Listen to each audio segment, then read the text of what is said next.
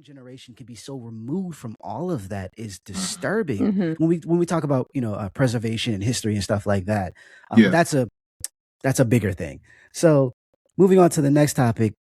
So this is it's in lieu of this topic because Sony did the same thing or did another thing that was like, baffling. Yeah, double whammy. Where they announced this and then right after that announced that they will have they're not making physical copies of games anymore. Their next Right. system is not going to be it's going to be digital only. And from what I'm reading, it also seems like they're not going to be making physical copies of games for the PS5 either in Yeah. 2028. So even games that are going to come out to both systems, you're not going to have a physical copy of it. So this is where a lot of misinformation came in, and I want to address it because, oh my God. So Dell, shout out to Dell on Twitter. He's a developer. He's worked on several, popular video games over the years. He was talking about how people are like, if you're going to leave Sony and go to PC, you're going to be in the same boat. And he said, well, actually, I bought Cyberpunk on Steam and I can download those files. I can move it to another computer. I can, get the boot drive or whatever and get it back up and running. I actually own the files that I bought. Right. Mhm. And people are like, so you're saying that you could do that with all games, whatever. And they were losing their minds. And what he was trying to say was that, yes, some games have DRM. They're locked to Steam. You have to use Steam, especially multiplayer games. But there's a lot of games. There's a whole website, GOG, that has DRM-free games that you can buy, download the files, and they are yours. Mhm. And what he was trying to say was that Sony having this box that they put all their digital stuff in means it's only Sony. You have no options. PC is an open platform. Yes, there's Steam. Yes, there's Epic. Yes, there's whatever. But the fact that you have all these different options, which is the point, you can do this in certain aspects, right? And so going further, there's also the idea of like, because people are like, I don't know what people are being upset about when you buy a video game. The disc is just like the access key or whatever, and you're really downloading it online. No. Look at me. No, there's a whole website dedicated to proving this wrong. Video games are actually on the disc. Right. Very few of them aren't. Okay. There's like 95% are on the disc already. Now you might have like a day one patch if they found some bugs prior to the game launching, usually via review copies and stuff going out. They're like, hey, there's a big bug. You might want to fix that. And they'll send that out. Right. Skyrim is notorious for this on the PS3. The original game, when it dropped, it had to have a day one patch because it was broken. It was terrible, right? That being said, majority of the games, The Last of Us 2 even, The Last of Us 2, the entire game is on the disc. What you're doing is you're downloading the game off of the disc and putting it onto your hard drive, and the disc allows you to run it. You don't need the internet. It's been tested. You can play the entire game without the internet. It's not the same thing, guys. It's not the same thing. That's Okay? how I play Cool. The Sims. Right. Yeah. And that's another thing that gets dangerous about us not having physical discs, because now you are required to be connected to the internet. Exactly. And we're already seeing how that's a problem. So one thing before I get into that was, being that it's locked in PlayStation's box, there's no competition for price. Sony can charge whatever they want. And you if you're going to buy it, you have to buy it via them. There's no secondhand market to go to. There's no different store with their own discounts to work through like Steam. Nope. You just have to buy from Sony, and they're not going to make it cheaper just because they don't have physical copies anymore. I promise you it's not going to happen. Yep. But getting back to what you were saying, right? The games, how do I say this? Not having a physical copy of the game. The same thing we were talking about with the films. If Sony feels like pulling a game, there is nothing you can do about it. Yep. You don't, there's no backing it up. There's nothing. Just because it's downloaded to your hard drive, it is gone, people. So not only are you have no flexibility in price, not only do you have no secondary market, not only do you have that, you also don't have internet in certain places. They were saying that Marvel Tokon, this fighting game that's coming out pretty soon, that it's gonna require a PSN account to actually play. The problem was that PSN isn't available in certain countries, and so by doing that, you have now reduced its player count. certain people are not going to be able to play the game because they can't get on PSN. This is what happened with Helldivers 2 when they made that they made that a switch and people couldn't play anymore. And then they were like, oopsie, our bad. And they took that off. Yeah, this is what's going to happen.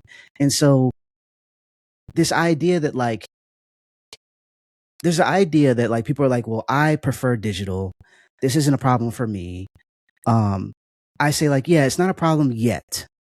Right. It will be pretty quickly. But I've been rambling. Tess, how do you feel as someone who would like to enjoy more video games? How do you feel about this digital only thing that's going on right now? I think they're just making it harder. And that's not the way you make more money. And so I understand the long-term thinking about it. Like, I get the idea that they want to make more money with this idea of licensing, with this idea of continuing to force people into these monthly online subscription type things, these subscription bases. Like, right. It's just kind of crazy where they're just like, oh, by the way, you can't just spend $700 on a system anymore, which is already psychotic, and then spend $60 to $80 on a game, and then with whatever DLCs that it comes with. I mean, games used to be $30, and now it's like, oh, by the way, if you want the new Tomb Raider with everything, be prepared to pay $85 to $105. I know that because I remember not buying Assassin's. What's the one where they're in Egypt? I remember not buying it until like it was a year old. Origins, yeah, because I didn't want to pay $110 for it. I was like, I ain't got that kind of money. I'm broke. I was like, I'm not working.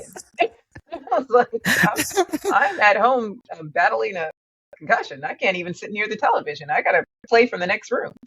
I'm 100 feet away. Moving on, but I just like again, it feels like it's short-term ideas for these companies to make their quarterly earnings, and not long-term ideas of keeping consumers happy and trusting the brand and wanting to remain with the brand because, again, they trust the brand. The brand hasn't done them any wrong. And these are ways that we entertain ourselves to escape from our regular lives because life sucks.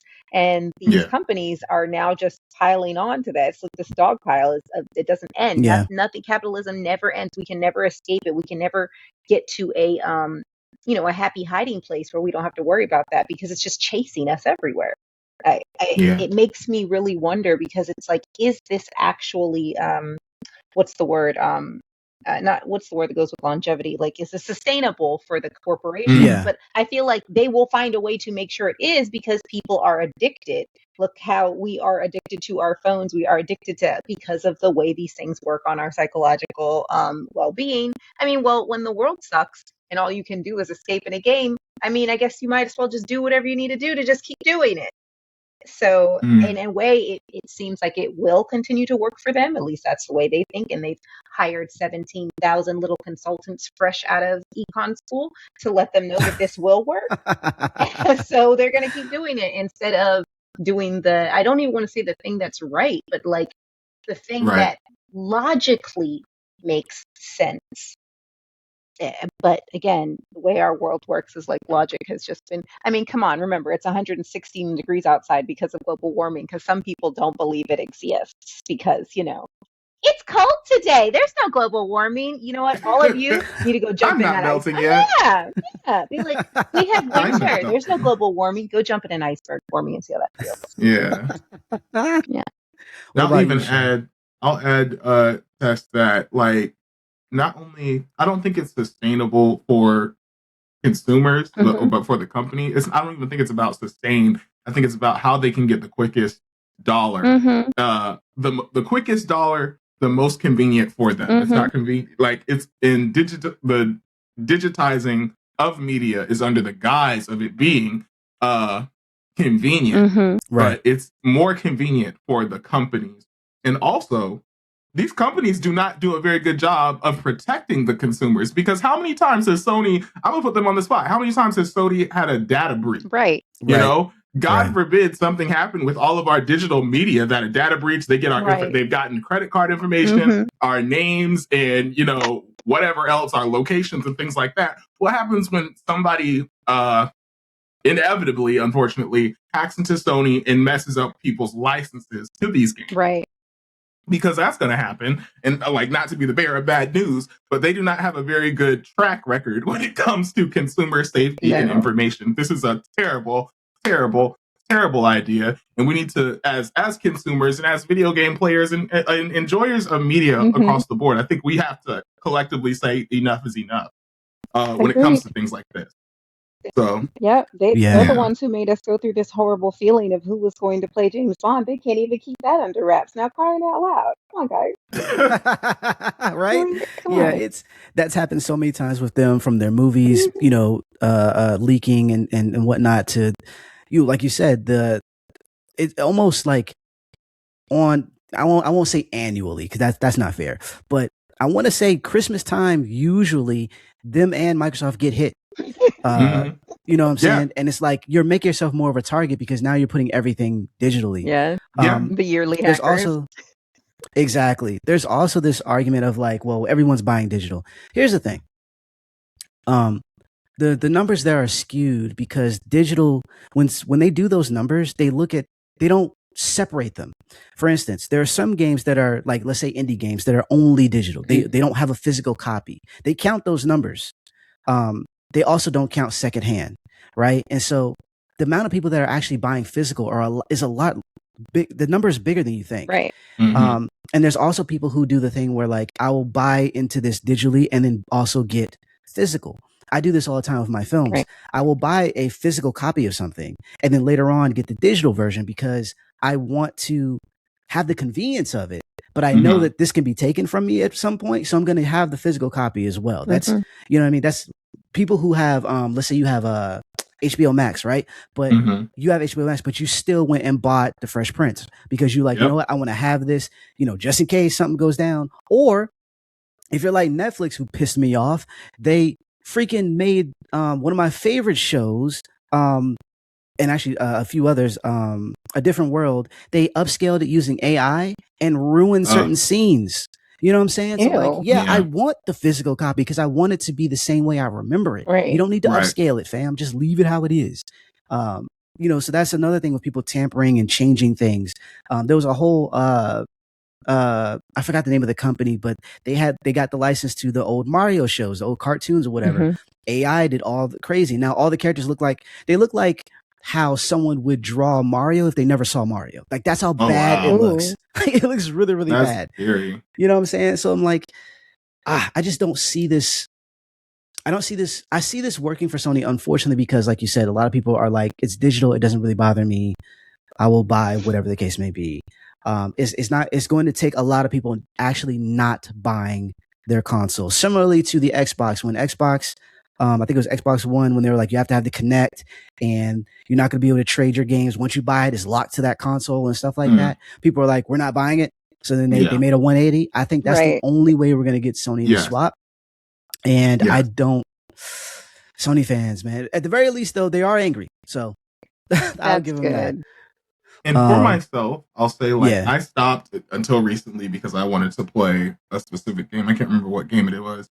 But I stopped paying for PlayStation Plus because it just did not make sense for me to pay for the video game. I have a PlayStation 5 that has the disc.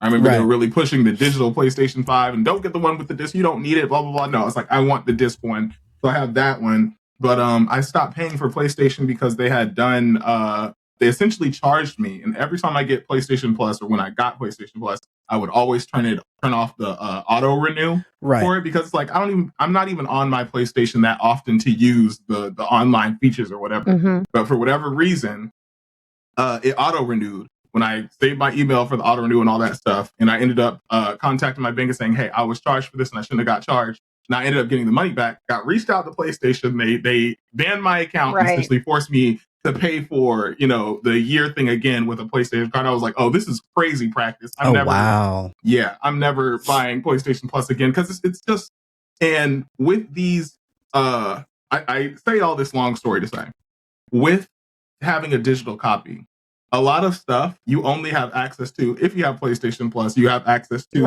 it if you have PlayStation Plus, but if you don't, it locks your game. So you have the content, but you can't play it because you need to have PlayStation Plus and an internet connection. I'm like, why am I paying for internet and paying for PlayStation Plus and paying for this game? And so they have a way to consistently keep people within the wheel of them paying money to access things from PlayStation. And we have to, as consumers, we have to recognize like, okay, this carrot is no longer even worth it anymore. Yeah. Right. And switching to things like, I really like my PC. I enjoyed my PlayStation while it was convenient and helpful for me, but this is no longer serving me in the way that it should. I am hemorrhaging money, giving it to Sony when I could just buy it on something, pay for my internet when paying for the internet, and then keep it pushing. You know? Agreed. So, yeah. And it's rough. That's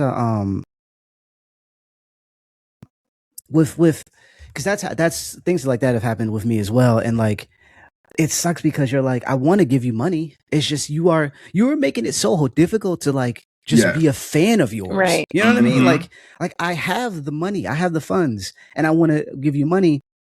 But then even beyond that, right? Because some people were like, this idea that you need PSN. Why is that a problem? Everybody's online. I'm like, well, I do know people who have been deployed, who weren't able to get on the internet. Right.